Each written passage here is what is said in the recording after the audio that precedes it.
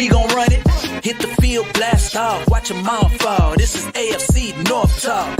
Got me hype, it's about to be a touchdown. Got the Ravens, Steelers, Bengals, and the Browns. Are you listening? It's time to get it hype. Tune in when the season poppin'. Yeah, we going live. Ay, knock 'em out. Ay, first down, going hard. Yes, indeed. AFC North talk. Let's go. Ay, AFC North talk. Welcome to another edition of AFC North Talk here on a Friday. Happy Friday. Happy weekend, everybody. Thank you for joining us live. For the people that are joining us later on, by the way, guys, remember, once I throw it to you, somebody did give us a super thanks in the last video, and I do want to highlight that soon. Shout out to something you guys can do. We'll always bring them up. So anyway, saying that, let's get it started real quick here. Giants, Steelers. The poll's out there. Jared. I think the Steelers. This might be a different type of poll this week. I don't know. They usually try to hate on the Steelers in the crowd, which I don't get. But I can't see this one. Come on, like if you guys hate on this one, this is just kind of crazy. Daniel Dimes. Are you scared about Danny Dimes? No, I don't think anybody. How many touchdown passes does he have this year? None of the Meadowlands. I know that. 0. I have no idea how many touchdown passes he has. I did not check if somebody wants to do that real quick. But their offensive line is also banged up. They're having to move guys around, try to fill in the 5 spots up front. So, I mean, this should be a game where TJ Watt, Alex Highsmith get home a lot and wreak havoc. This would be the most like Steelers game in the world to lose. Like last year, they were sitting at 6-4, had a chance to really just cement themselves as a playoff team, and then they lost to the Cardinals and Patriots in a matter of 4 days. Granted, they have much better quarterback play, much better offensive coordinator system right now. So, different team, but they should win this game rather handedly. I'm not expecting like 40 points, but somewhere along the lines of like, I don't know, 23 to like 10, 23 to 9. It'd be cool if they didn't allow a touchdown. Giants only scored 3 points last week against the Eagles. And I think overall, like the Eagles have more talent than Pittsburgh does, but I think the Steelers are a lot less dysfunctional, a lot more put together, a lot more buttoned up than the Eagles are. So this is a game that they should win. They should be 6-2 going into the bye. And if they are, that's great. I think that's best case scenario coming into the year. Is if you would have told me, like, hey, going into week 9 they'll be 6-2, I'm ecstatic. I'm very happy. So, I mean, you look at, we've talked about the Giants a few times on here before, just because going into the Browns game, like the infamous, well, nobody's going to be staring at their ceiling, dreading Wan'Dale Robinson. So I still think, the Giants outside of Malik Neighbors, there's not a whole lot there.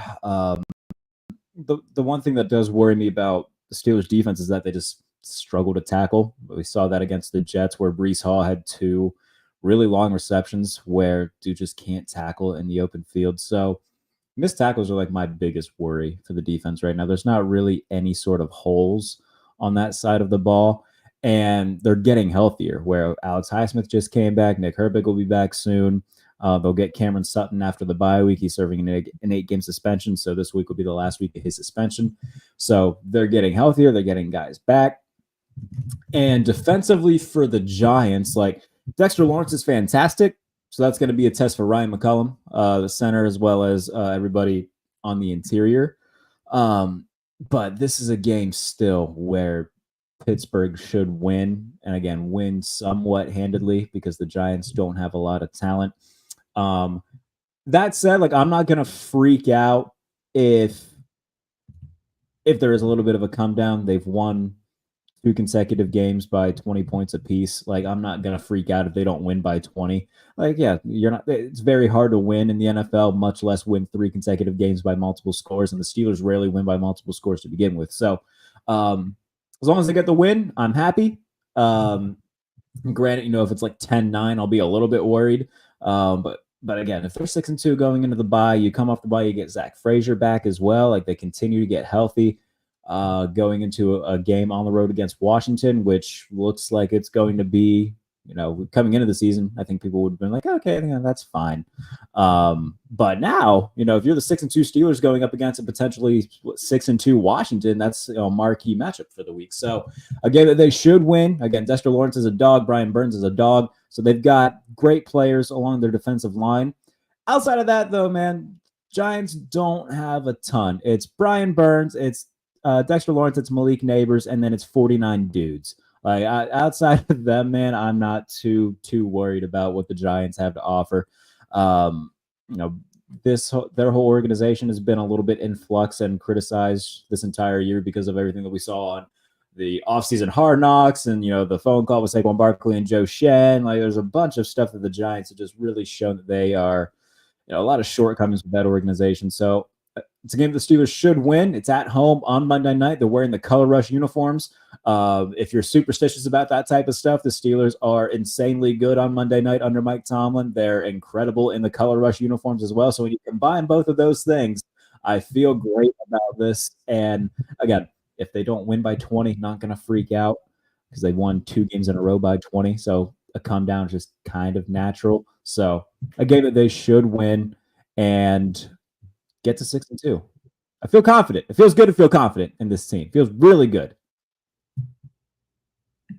Sonny, you are muted. Sonny, you're muted. Sorry. It's weird to hear you confident, Jerry. I agree with that. But think about this, and we'll talk about the Eagles a little bit later. But Eagles was a team that no pass rush at all. No pass rush. That's the biggest knock right now on the Eagles. Their defense is soft. You barely can pass rush anybody.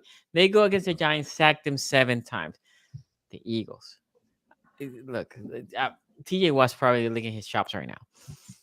I think the game is just in that side because even if the Steelers offense comes down a little bit, right? Let's say they go back to week 2, 3, and 4, they couldn't crack 20 points, right? Okay. But I don't think this offense, the Giants, can do anything. And even if Neighbors is cooking, let's say starts cooking early in the game, you can bracket. It's not like they have a bunch of other world beaters, right? Like if Malik Neighbors comes and kills the Giants single-handedly, right? And the D-line for the Giants kills the offense completely for the Steelers, then there's bigger issues that I can even proceed, right? But I don't see that happening. I see the Steelers pass rush just eating Daniel Jones alive, right?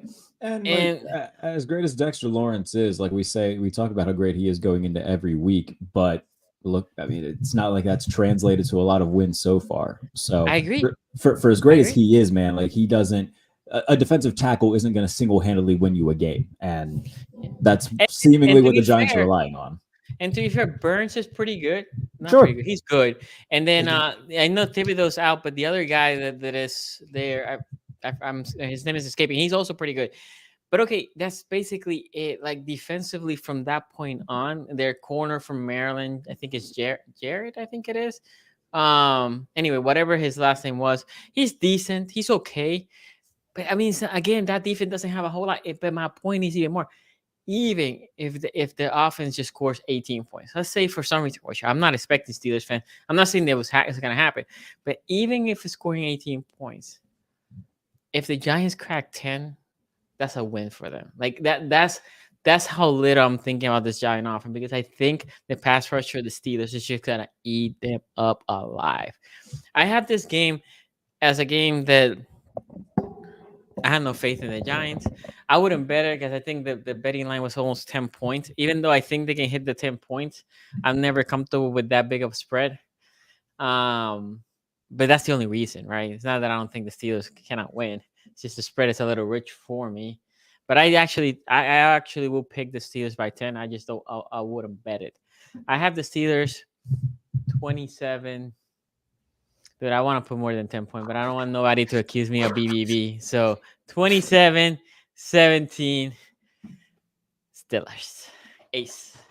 Yeah, for me, I think looking at it from the surface level, I think even talking to you before the show, Sonny, I was thinking that this is like hands down a Pittsburgh blowout. However, when I look at the stats and look into the actual game, there's a lot of things that kind of shock me. So first of all, the Giants are 2-1 on the road, right? Like they haven't won many games, but when they have one, it has been on the road. Steelers are 2-1 at home, so this is going to be the battle of the 2-1s. However, when I look at the splits from the Giants playing on the road, they have been a much better team, and it makes sense why they are 2-1 on the road. When I'm looking at the EPA per play, they're 16th in the league, which is better than I would assume, right? I'm assuming that these guys are probably in the 20s, late 20s or something like that. I'm looking at the passing offense, and we're talking about Danny Dimes. I'm like, oh, that passing offense has to be like in the 20s. They're 13th. Pass defense is 10th. When you look at the Russian offense, they're 12th. So they've been a completely different team on the road than they have. You look at their total offense, they're 9th in the league. When it comes to that, total defense 14th. Red zone defense, they're 2nd. Red zone scoring, they're 11th. Like it's night and day. Scoring defense in general, they're the second best defense in the league when it comes to that. Now, the thing that's going to be a factor are some of the guys that you guys talked about, because the injuries in this game are really hurting the Giants' defensive line. You talk about Dexter Lawrence being hurt. This is a guy that was near the top of the league if he's not still leading the league in sacks. You're talking about Brian Burns. That's another guy that's really good on that defensive line. I went against that defensive line. It did seem like it was the best defensive line at the league at the time. But if they're missing those two guys, that completely changes the defensive line. You kind of talked about they already don't have Thibodeau there for them. So if Dexter Lawrence doesn't play and Brian Burns doesn't play, I think that the Steelers eat them alive in this game. On the Pittsburgh side, we got to wonder like what potentially no Cam Hayward is going to do for them defensively, right? They still have TJ Watt. They still have Minka. So I think that they'll be fine there.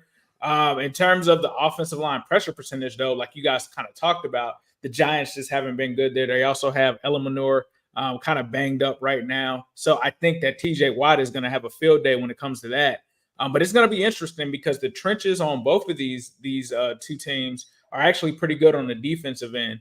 So I'll be interested to see how the Giants try to keep it close in this one. And then you also got to think about Malik Neighbors being back on the offensive side. How does that factor kind of play in? So when I first looked at this, I was like, oh, this is a blowout. I think that this game is a closer game than people probably think, but I still have the Steelers winning this one. So I think I'm seeing like a spread of -6. So I don't know if that's updated or if it's moved or anything like that. I think it's at 5.5 now. 5.5. Yeah, I'll take that line.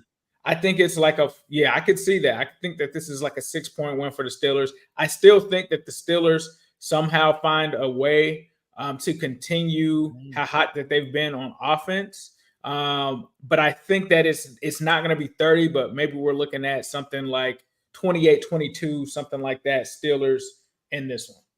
Yeah, and you look at they're getting a little bit healthy too. Devontae Casey returned to practice. Cordero Patterson looks like he's probably going to play this week.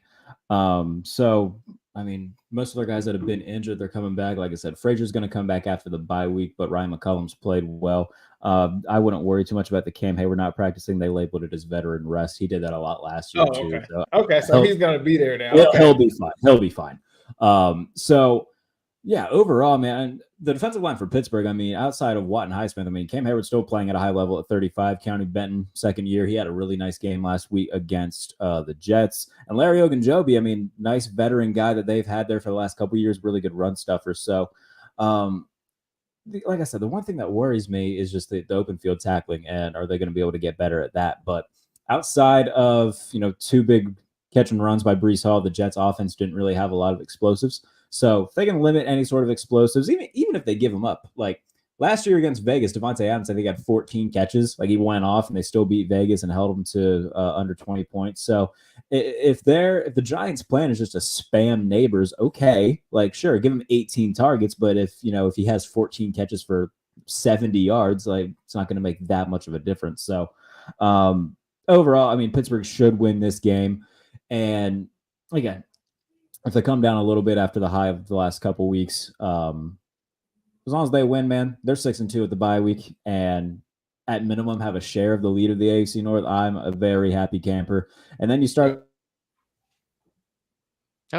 that second half with all 6 divisional games, and you got me. Yeah, we got you. Okay, just making sure. So yeah, second half of the year. I mean, we talked about it plenty in terms of, all right, a lot of divisional games. You got the Chiefs on Christmas. You got the Eagles. kicking it off with Washington coming back in week 10. So it's going to be not an easy stretch, but that's why you need to win these games. Take care of business now. That way, if you do drop one of those games on the back end, it's not going to hurt you as much. So I think the Steelers will win and be 6-2 going into the bye. I don't know how much more I can really put into that. It's just this is a game that they should win. I think that's the biggest overall take. They're better than the Giants. Just beat the Giants. Take care of business. Get to 6-2. Just take care of business. That's all I ask. That's all I ask of this team is just to win a game that they should win. They've done it so far, and they made me eat my words multiple times. Do not make me regret being confident. Please, God. So here, the person that did a super chat, he's a Bengals fan. Hulk 5975 says, I think all of Cleveland needs to pop a few Zyn. ZYN. Yeah, Baker was throwing in some Zyn against Baltimore. I love the memo that I guess the league sent. They said they're not going to fine him or anything, but they're going to send him a letter reminding him, hey, you can't use Zyn during the game. That just makes me laugh. And the line is around 6. Look, that line at 6 is very tempting. Okay, so we have a couple super chats here for the 188. He says, nah, Jared, this Giants wide receiving core is underrated to me. McCormick and McCollum will have a full play dealing with Dexter Lawrence. I mean, the Jets wide receivers are a lot better than the Giants wide receivers overall, I would say. And Joey Porter had a really nice day. They had multiple takeaway. Like outside of Neighbors, man, there's not anybody there that horrifies me. Like Darius Slayton's fine. Wandale Robinson's fine. Hey, Wandale Robinson's been good in my fantasy team. There's no one there that I think Terrell Austin, Mike Tomlin are looking at outside of Malik Neighbors saying, put a red X on that guy. Like Devin Singletary. Who's their other running? Is it Roshan Johnson? That's their no. Is it no Noah Gray? Is that another one?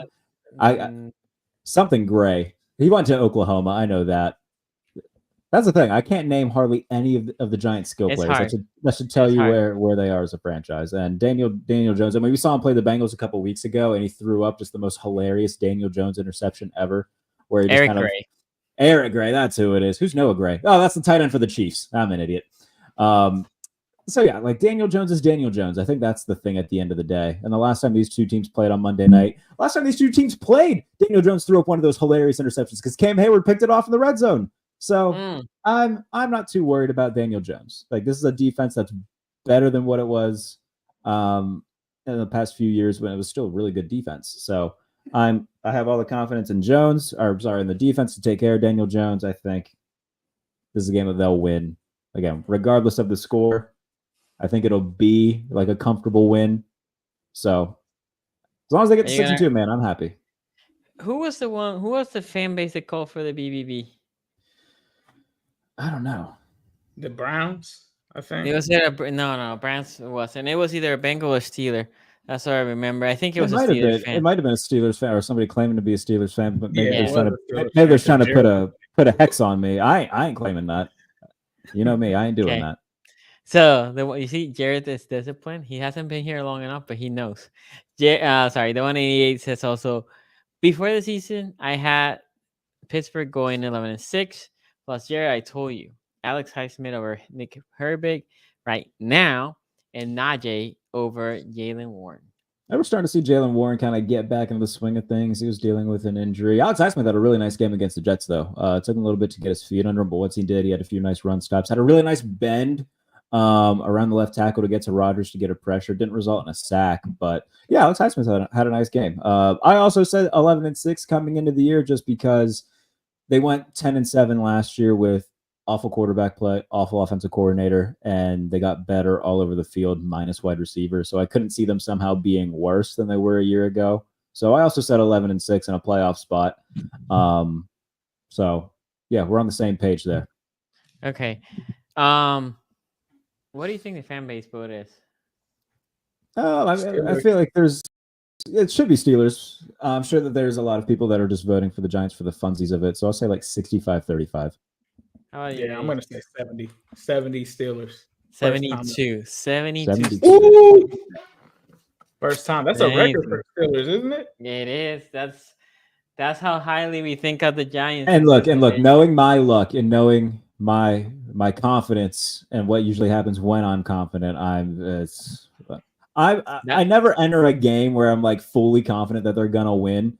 I'm entering Monday thinking, okay, this is a game that you absolutely should win. Just take care of business, please God. You know what pissed me off, Ace? This is when you get a Monday night, it sucks because you go short week, right? You play short week. Jerry, who you play next week?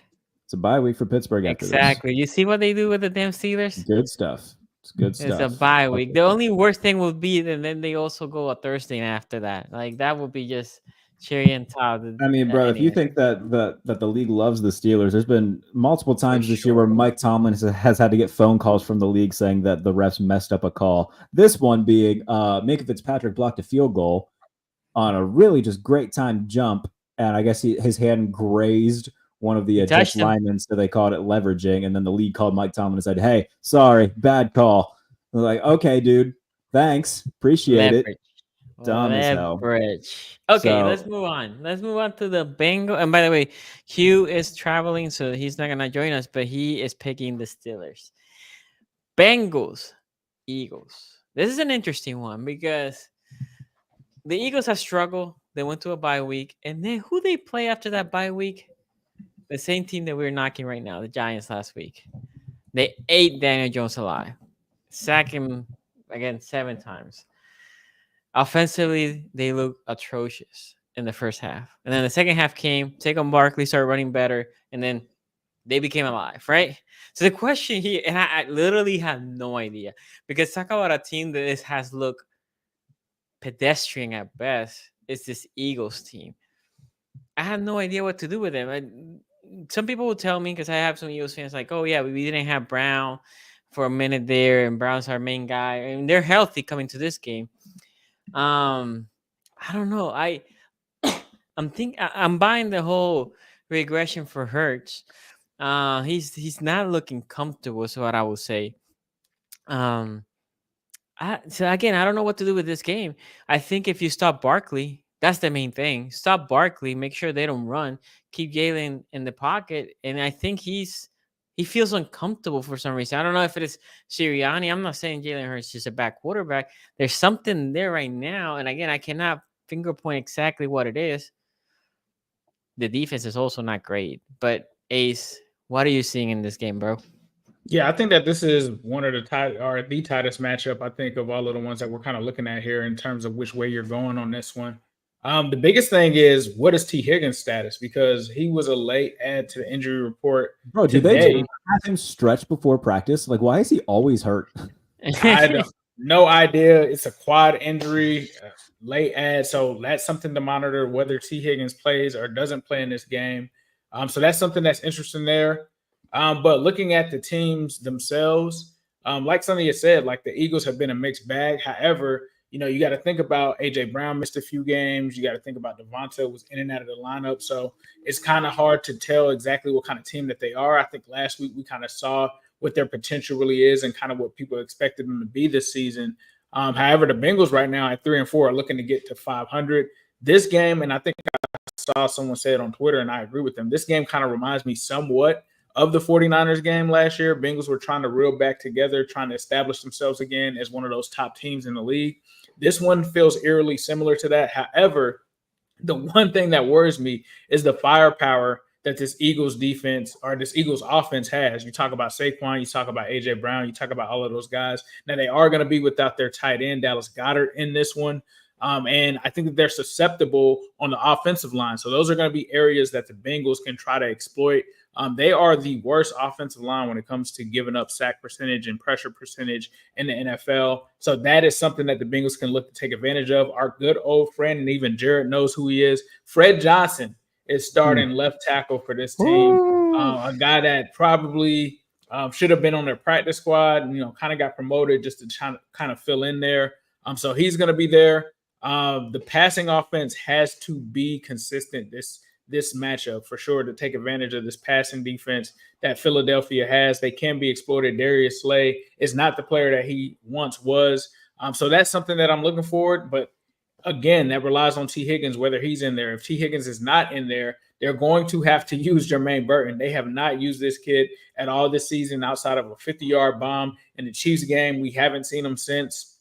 I do expect them to use Mike Gesicki more. When T was out earlier in the season, they did use Gesicki in the slot. They moved Andre Yosivas to the outside. That could be something. But this is a game that you got to get the ball to Jamar Chase. You also have to establish the run, especially against this Eagles team. Getting Chase Brown some opportunities here. Chase Brown is actually leading the Bengals in explosive plays. I believe he has 12. So you've got to get him the ball in terms of if T. Higgins is out of this game. And if T is in on a pitch count, you got to establish him as well. This is a Philadelphia team that's explosive on offense. They've got 10% of their plays this season have been explosive. You've got to try to limit those. I think when you're matching up with them, this defense has to continue to play like they have the past 2 weeks and not like they have the past 5 weeks before that. So, or the 4 weeks, whatever the math is on that. But they have to play better on defense, and they have to make sure that they just contain Saquon. Saquon is an immense talent. You're not going to stop him. You're not going to stop A.J. Brown. You just have to hope to contain those guys. And if the Bengals are able to do that and convert and put up points, I think they'll be just fine in this game. Luckily, this game is at home. They've got to play mistake-free football. They're currently on the road or at home. Their split is actually that they're the least penalized team in the NFL. They've got to be smart when it comes to that. They also have to be smart when it comes to turnovers. If they can do that, establish their will, rush the passer to get to Hurts, that's the key. If Hurts is erratic, that is how you end up winning this one. Yep. I think if you're able to get pressure on him, put him in positions to where that offense is confused, you can win this game. I think he's the key to shutting down how explosive that offense is. And also, you got to be able to guard Saquon out of the backfield. Don't forget about him as a pass catcher because he can hurt you in that aspect of the game as well. I see the Bengals winning this. All my metrics actually have this tied 12-12, so I don't know which way to kind of go, but I'm going to lean Bengals. I would feel more comfortable Bengals if I knew T. Higgins was actually going to play in this game. But being that I don't know where that stands right now, I'm going to go Bengals 26, Eagles 23. Yeah, so what you're telling me is a big Trey Hendrickson game is incoming. Mm-hmm. That's what I'm hearing from the left side. Jalen Hurts also, by the way, hasn't been great this year. He's 18th in the league in EPA per play. Hasn't really looked as sharp as we've seen him in previous years. And I think that second half slump that they went in last year is kind of carried over into this year in terms of the passing game. Now, obviously, they've been without A.J. Brown for a decent amount of that time. So getting him back into the fold, we've seen already that's paying dividends. I'm going to pick the Bengals as well, just because I believe in the structure of the Bengals and I believe in the talent of the Bengals combined more than I believe in the Philadelphia Eagles. I just think that we're all just kind of waiting for this whole Nick Sirianni thing to come crumbling down. Mm-hmm. And I think that playing a good team like Cincinnati, if you get showed up on the road, I think that could be one of those next dominoes that fall and lead to Nick Sirianni being dismissed and the Eagles kind of falling apart. So I'm going to pick Cincinnati. What's the spread for this game? Anybody have that in front of them? I think it's 2.5. I have. Yeah, I think it was Bengals 2.5. Yeah. Okay. It's been moving. It's been moving closer and closer. Minus 2.5. Okay, yeah, I'll take Cincinnati 27, Eagles 20. Yeah, so I will say this. If I check offensively, I think the Bengals are a better offensive team than the Eagles. Now, if I think about defensively, the Bengals have their issues, but I actually still think the Bengals are a better defensive team than the Eagles. The Bengals defense needs to come in ready to pressure Hurst. If they pressure Hurst, that defense is going to be fine. If Hurst is there on the passing side just vibing, I do think the receivers for the Eagles can get open against the corners for the Bengals. Now, if there's no time, there's nobody's gonna get open. And then the other thing, I know Ace, you put that graph and about your linebacking duo with the third and fourth in tackles. They need to be ready. They need to be ready to not allow too many yards for Saquon. Saquon's a strong back. They need to be ready to take down. By the way, I know somebody replied to you like, oh, this means, I forgot what the guy said. Hey, a middle linebacker's first job is to make sure you tackle right. Yeah, he was like that is don't mean anything. You mean for linebackers whose job it is middle linebacker, tackle people? Middle linebacker, your most important job is to tackle. That's it, right? The middle linebackers are not known for coverage, right? They're not known for being out there in space covering a tight end or whatever. Even covering a running back for middle linebackers are a little hard. Their main thing is you need to tackle. Somebody goes around you, you need to bring them down. And I know your boys were there, a top 5 of the league, both of them. And this is important for this game. They need to bring them down. Saquon Barkley goes there, rushes or opens the first gap, right? They go to the second layer and they're there, bring them down. Saquon Barkley is here opening and just crashing big runs. Then it's going to be a long day because now play action plays in. And with play action, doesn't matter if your pass rushes are better than the linemen. Your pass rushes need to just stop for a moment. And when they stop for a moment, you have that guy from Bama and you have that guy from Ole Miss over there in the open field, and they can eat your defense alive. They need to stop Saquon. The linebackers need to make sure they're on point. On the flip side, look, I agree with you, Ace. They need to establish the run. For the same reason, play action, right? The thing is, the Eagles pass rusher, I know they played well last week. They're not great. Even we talk about here the Georgia boys in the middle.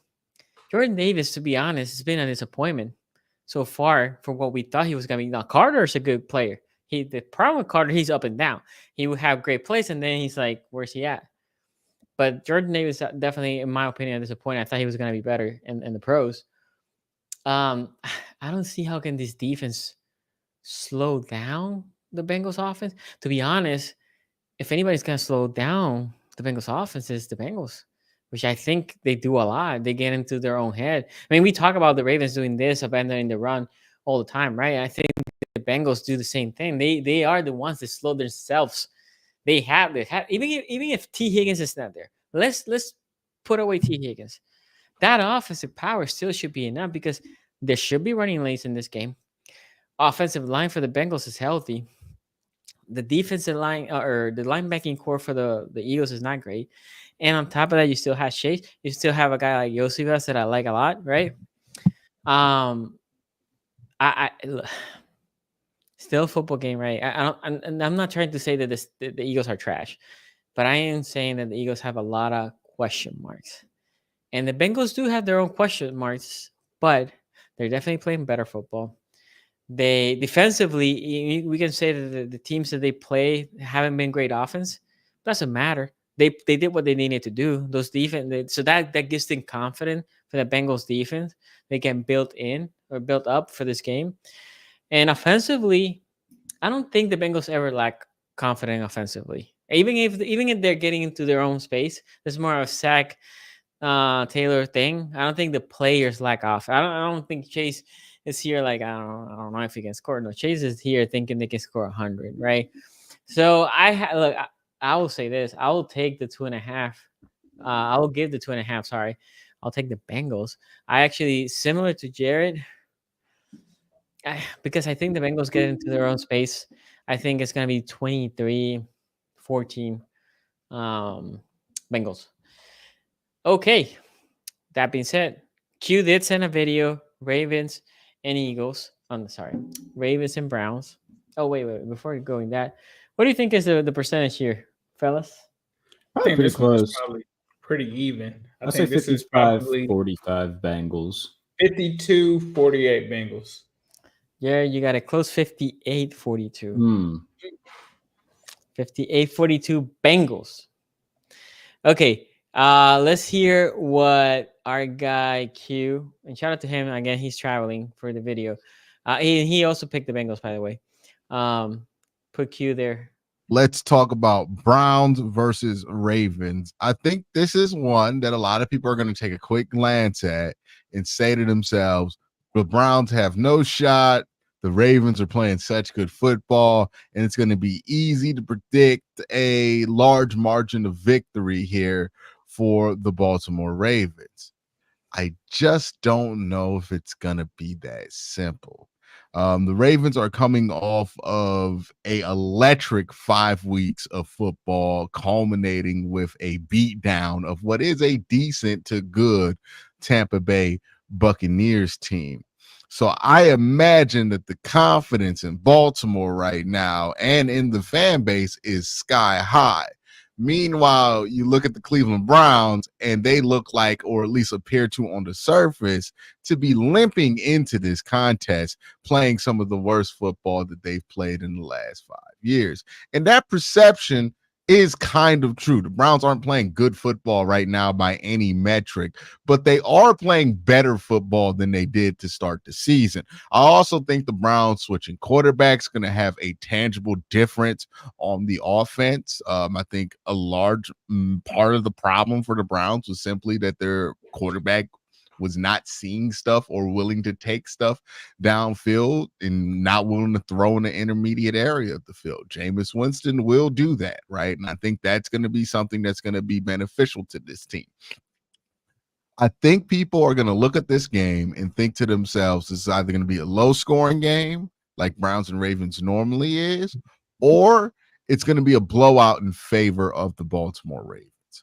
I actually think this is going to be a shootout. Both defenses have had issues with the big play.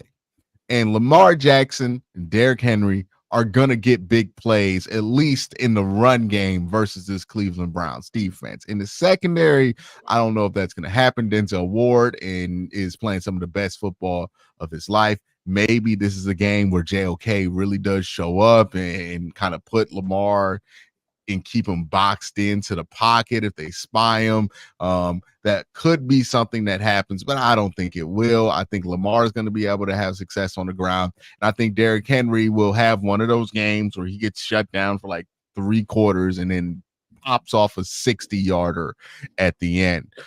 So I think this game's going to be a lot more high scoring than a lot of people assume. I think this game is going to be a lot more exciting than people assume. I think there's going to be a couple of interceptions in this one on both sides. I think Lamar is going to throw a couple. I think that the Browns are going to throw a couple here. This thing's going to ping pong back and forth. I think you're going to see plenty of big plays.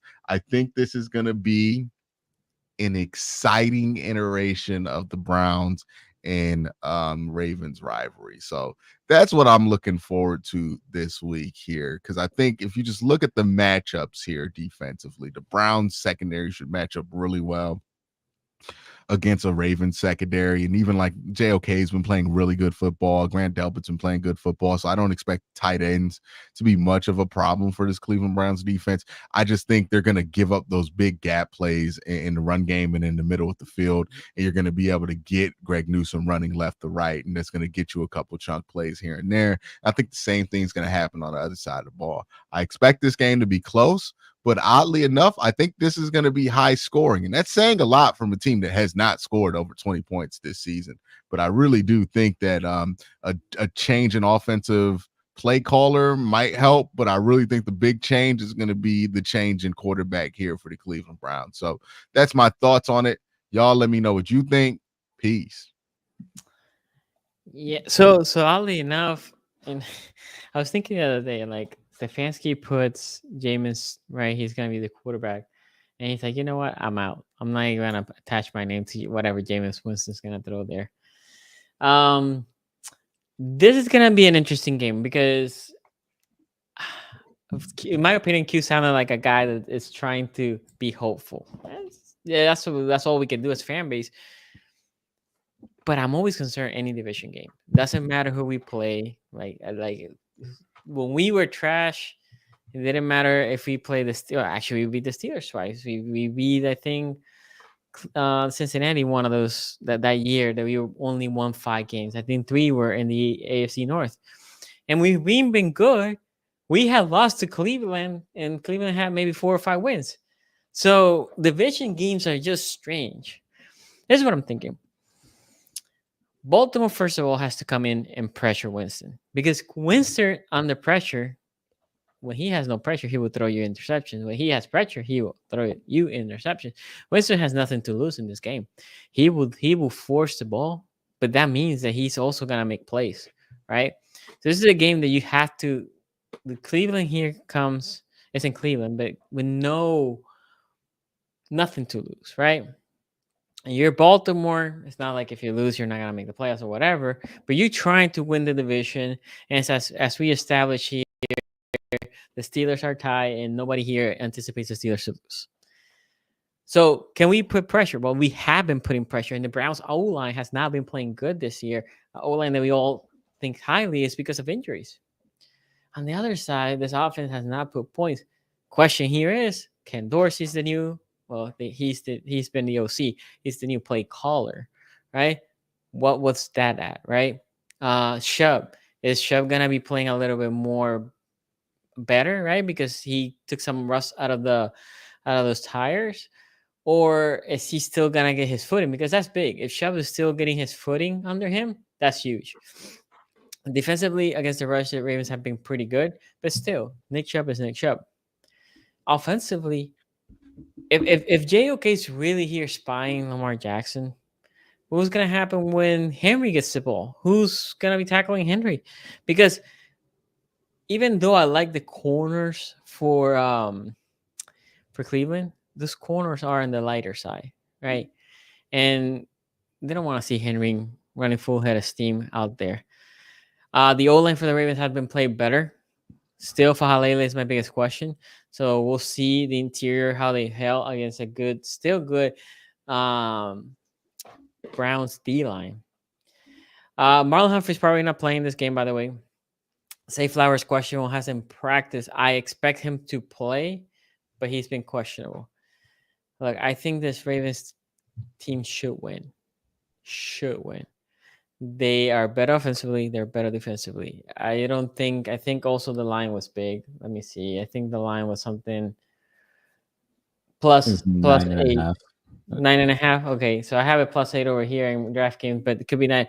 I think that's a big line. I don't like big lines. I never like, even if I think we can beat them by 10, which is gonna be the score that I'm gonna predict, I wouldn't put money on it. I'm gonna go with the other way from Q. He thinks it's gonna be a shootout. I'm gonna go the other way. I think it's gonna be a lower-ish point score. I think it's gonna be 24-14, Baltimore.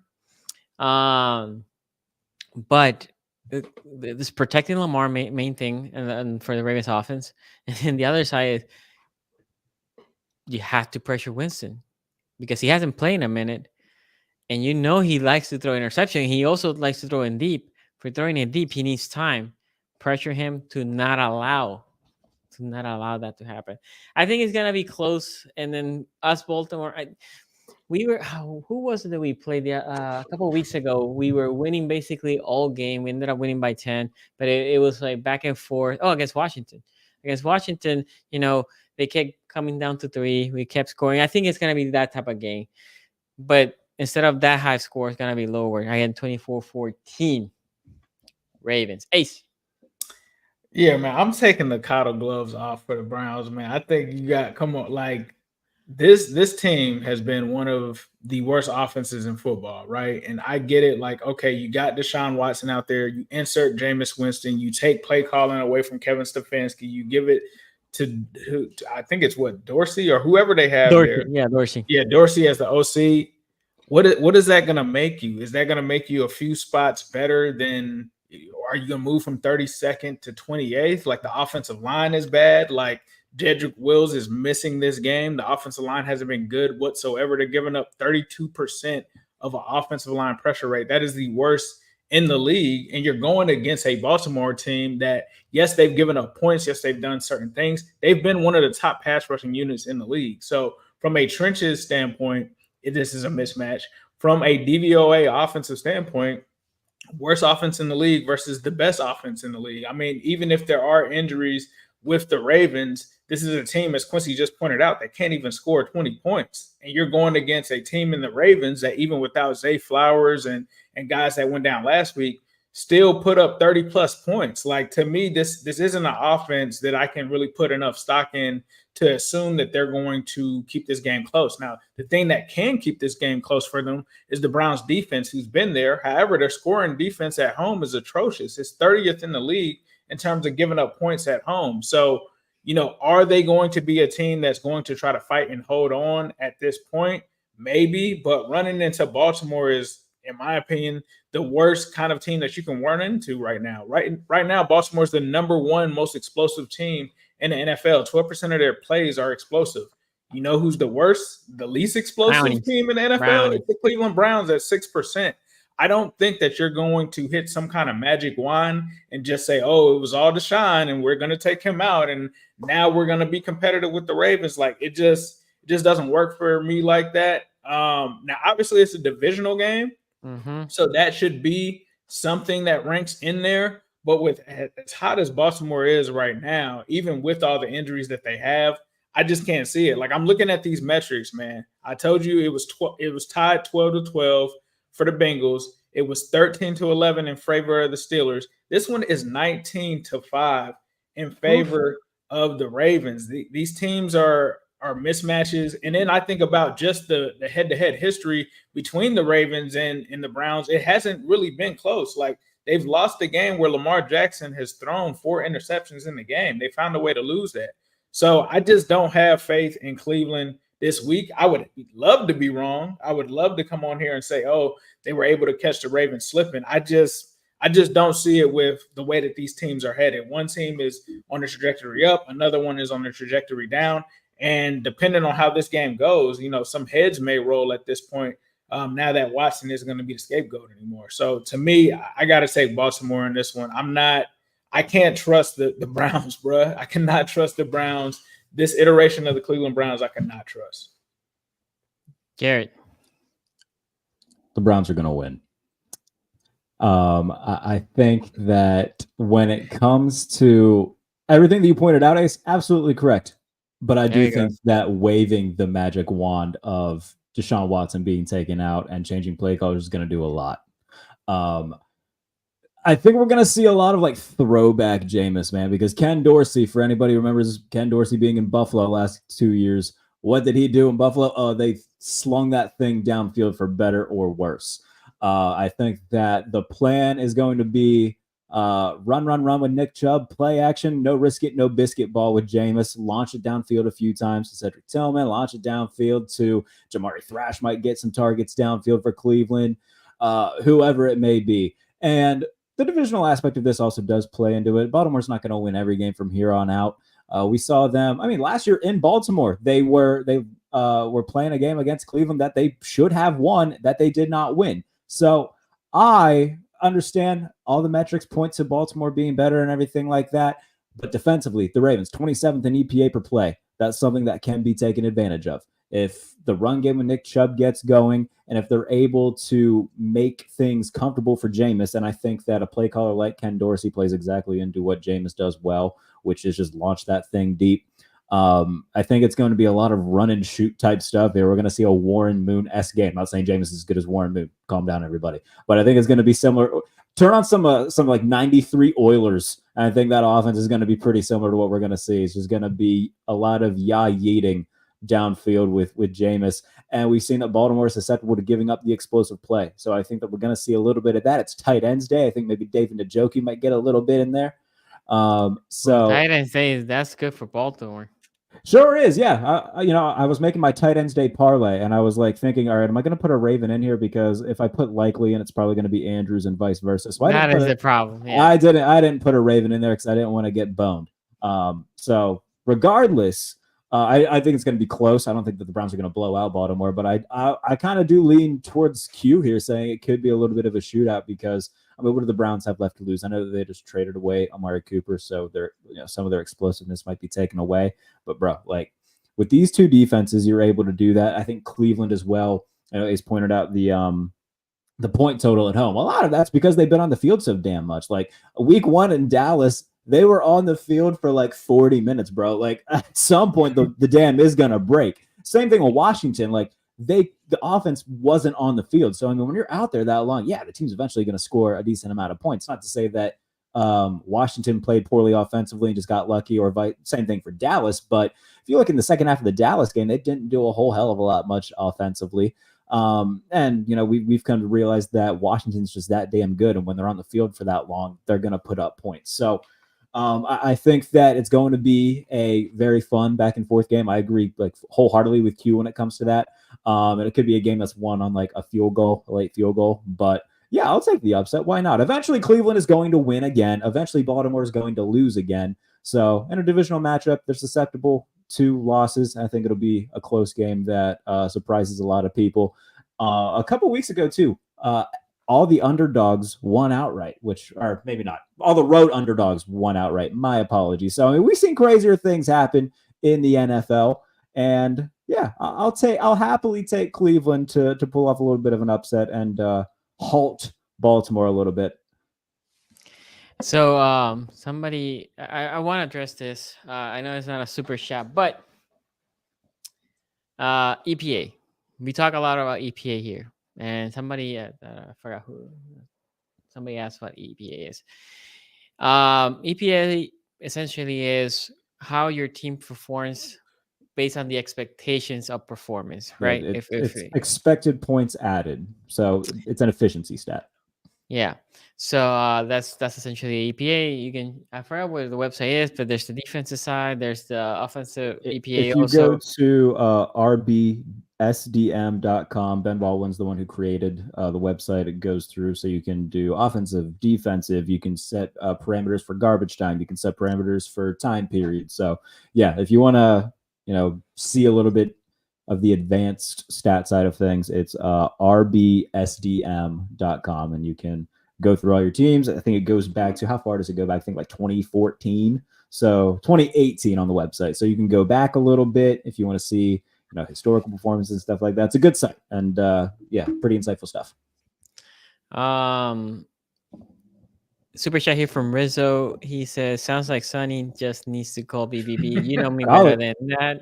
I'm not. There's no way in hell I'm not. Maybe if I play reverse psychology and call it for Baltimore, it'll work. We have tried that, and usually the team that your team ends up. Usually it hits your team when you do that. Okay.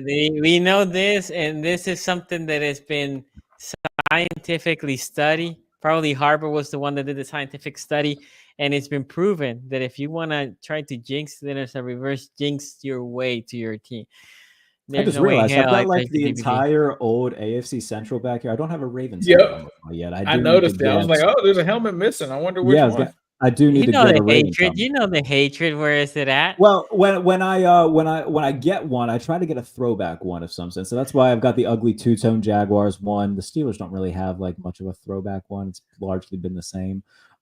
So when I get one for Baltimore, I want it to be like the first one that they have. You got the Ravens throwback. It's right next to the Bengals. That's true. That is true. That's a valid point, Ace. That's a good point. By the way, have you guys seen the new helmet that we're gonna have? Oh, it's that ugly ass purple one, isn't it? That purple one. Oh, that's just nasty, bro. I hate it. It's not ugly. It's not ugly. It's nice. No, I will concede this. Put it on the poll. The logo. Put a poll up for that helmet. Okay, by the way, so the poll for the Ravens Browns was 68-32 Ravens Browns. That sounds about right. Yeah, bro. I want to like it. I really do, but I don't. Can one of you, while I do the poll, look for the helmet? I think we should do the poll. For those who don't know, here I'll throw a. This is the helmet that we're talking about right now. Hold on, get it on up here.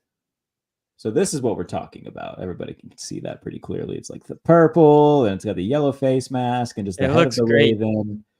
I think the concept of it is fun, but overall, I just don't really vibe with it all that much. I think the purple's too light. It just gives Vikings too much. I think that. I mean, but we are purple. What do you want us to do? Yeah, our helmet is black. When I think of Ravens, you guys wearing that with the color rush ones? Yeah, it's all purple. Oh man, you're gonna look like purple highlighters. Purple, all purple against the Bengals. All purple. I don't love it. Are the Bengals going to wear the all whites? Yeah, we're wearing all whites this week. Okay, that'll kind of look fun. You might want to take some fashion advice from the Cincinnati Bengals, man. They might need some help in Baltimore. I don't like the bird that they use in the helmet. I wonder. There's a girl who does like logo redesigns on like Instagram and Twitter and stuff, whose name is escaping me. I'm gonna give her a shout because I want to say she did a Ravens one and it looked really good. But yeah, it's not like you guys have ugly uniforms, but that I would have expected better from you guys just for the helmet, like alternates and stuff like that. Yeah. I mean, I think it looks cool. But maybe when the game goes in place, Maybe they You look never know. corny. Maybe it I looks don't better know. in person like, during the Yeah, game. yeah, I don't know. Now I will say this: if they come in and lose, they burn their helmet. There was one uniform that the Ravens only used once, and that year that we sucked.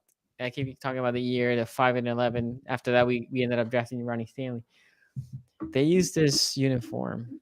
It was the pants were like a goldish. Yeah, Oh, the that was mustard pants. Those horrible. things were ugly as hell. Oh my Those were god, horrible. so bad. They're so ugly. That was horrific. That's why you shouldn't have put that in the helmet. Just leave that. And then they burn it. Yeah, but Exactly.